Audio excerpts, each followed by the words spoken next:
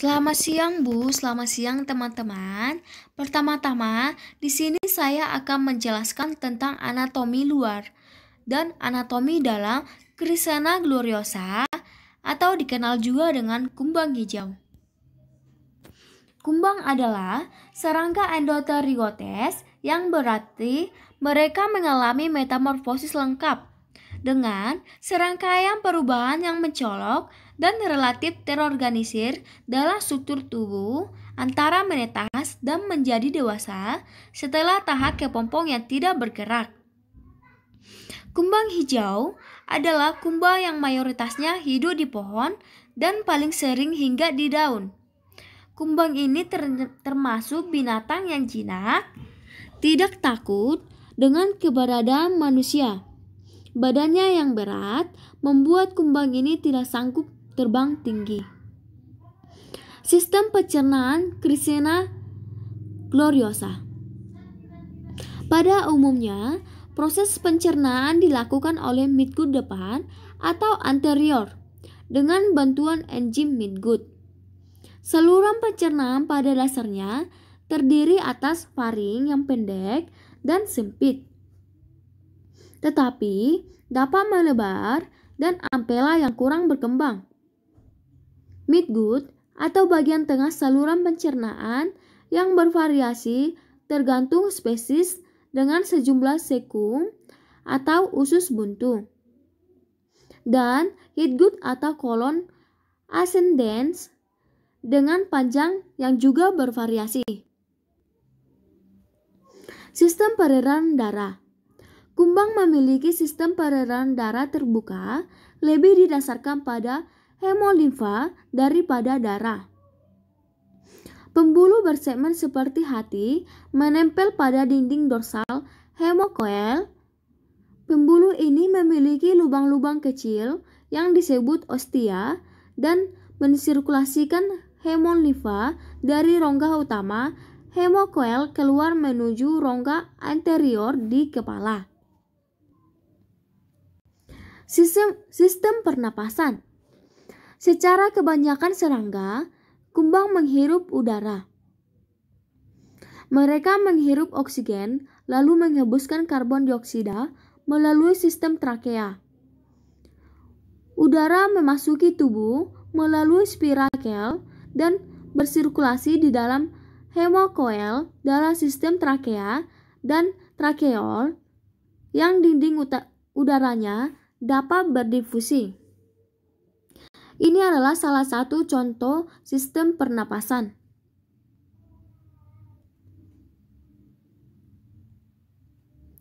Selanjutnya sistem ekskresi. Alat ekskresi kumbang adalah pembuluh Malpighi. Pembuluh Malpighi pada sistem ekskresi serangga berupa kumpulan benang halus yang berwarna putih kekuningan dan pangkalnya melekat pada pangkal dinding usus. Di samping pembuluh Malpighi, sistem ekskresi pada kumbang hijau juga memiliki sistem trakea untuk mengeluarkan zat sisa hasil oksidasi yang berupa CO2. Sistem ekskresi kumbang berupa trakea yang berfungsi seperti paru-paru pada vertebrata. Selanjutnya sistem reproduksi. Sebagian besar kumbang mengalami metamorfosis lengkap. Bentuk khas metamorfosis pada kumbang melewati 4 tahap utama, yaitu telur, larva, pupa, dan imago atau dewasa. Larva umumnya disebut belatung dan pupa kadang-kadang disebut kepompong. Pada beberapa spesies, pupa dapat terbentuk dalam kepompong yang dibangun oleh larva menjelang akhir masa istar terakhirnya. Ini adalah salah satu contoh gambar metamorfosis kumbang. Selanjutnya, sini Natasha akan melanjutkan presentasi berikutnya. Baik, sekarang saya akan menjelaskan tentang Charidotella sexpunctata, si kecil menawan yang langka. Sekarang sudah bisa dilihat, di sini ada gambar anatomi kumbang. Yang berwarna merah merupakan sistem sirkulasi peredaran darah. Untuk di bawahnya yang warna biru itu merupakan respirasi. Kemudian untuk yang warna hijau itu menunjukkan organ pencernaan. Kemudian yang warna biru tua itu merupakan sistem reproduksi. Penjelasan tentang kelima sistemnya akan dijelaskan berikut ini.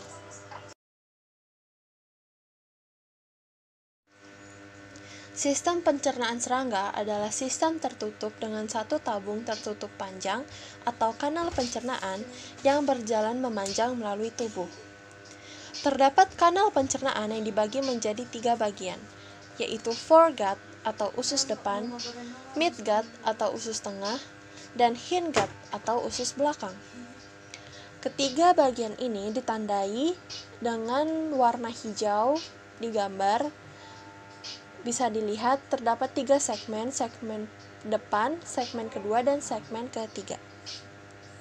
Kemudian, air liur yang nantinya bergerak melalui tabung air liur ke dalam mulut dihasilkan oleh kelenjar air liur yang ditandai dengan organ berwarna merah muda.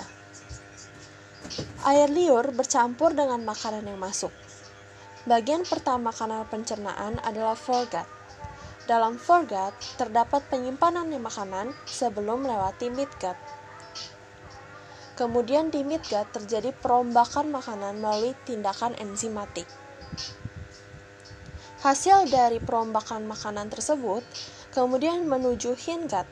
Di sini, partikel makanan yang tidak tercerna bergabung dengan asam urat dari tubulus malpighi untuk membentuk pelet tinja.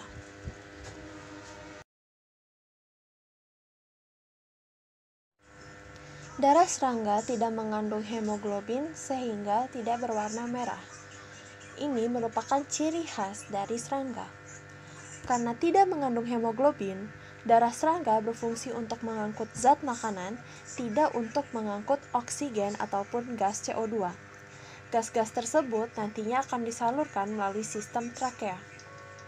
Sebuah pembuluh darah tunggal membentang di sepanjang sisir dorsal serangga dari kepala sampai perut. Di perut, pembuluh darah terbagi menjadi beberapa bilik dan berfungsi sebagai jantung serangga. Terdapat perforasi di dinding jantung yang disebut sebagai ostia, memungkinkan hemolim masuk ke dalam bilik dari rongga tubuh. Kontraksi otot mendorong hemolim dari satu ruang ke yang berikutnya, bergerak ke arah dada dan kepala.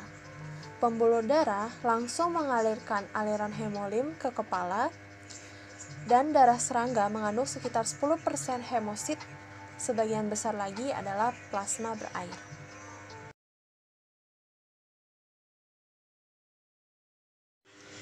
Trakea adalah alat pernapasan yang digunakan serangga. Pembuluh trakea bermuara pada lubang kecil yang ada di kerangka luar yang disebut spiracle atau stigma. Spiracle berbentuk pembuluh silindris yang berlapis zat kitin dan terletak berpasangan pada setiap segmen tubuh. Spiracle mempunyai katup yang dikontrol oleh otot sehingga membuka dan menutupnya spiracle terjadi secara teratur. Pada umumnya, spiracle terbuka selama serangga terbang dan tertutup saat serangga beristirahat. Oksigen dari luar masuk lewat spiracle.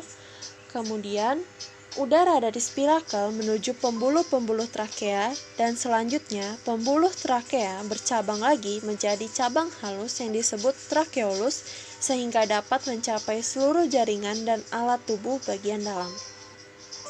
Trakeolus tidak berlapis kitin, berisi cairan, dan dibentuk oleh sel yang disebut trakeoblas. Pertukaran gas terjadi antara trakeolus dengan sel-sel tubuh. Trakeolus ini mempunyai fungsi yang sama dengan kapiler pada sistem pengangkutan atau transportasi pada vertebrata.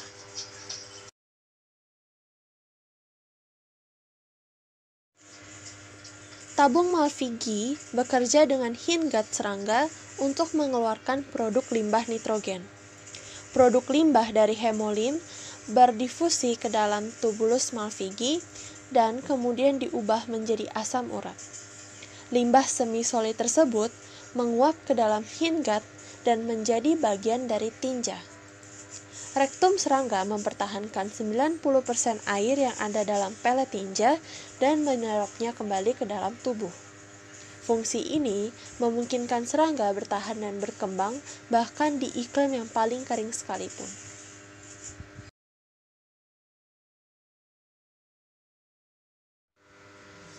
Untuk serangga betina memiliki 2 indung telur.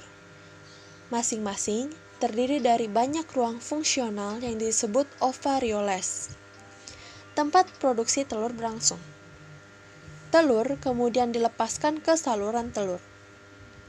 2 saluran telur lateral, satu untuk setiap ovarium, bergabung di suatu saluran telur. Untuk sistem reproduksi kumbang jantan adalah berisi sepasang testis, biasanya terletak di dekat bagian belakang perut. Spermatozoa dihasilkan dalam sepasang testis. Setiap testis disusun oleh tubular follicle yang dapat bervariasi mulai dari 1 buah pada Apterygota dan sampai 300 pada Hymenoptera. Follicle tersebut dilindungi oleh peritoneal sheath. Follicle terhubung pada kelenjar utama yaitu vas deferens. Bagian ujung vas deferens membesar dan terdapat seminal vesicle yang berfungsi sebagai penyimpanan sebelum disalurkan kepada betina. Kedua vas deferens ini bermuara ke saluran ejakulatori, kemudian ke bagian yang disebut kopulasi jantan yang disebut ediagus. Sekian penjelasan tentang materi serangga dari kami. Semoga materi ini dapat diterima dengan baik dan bermanfaat. Terima kasih atas kesempatannya.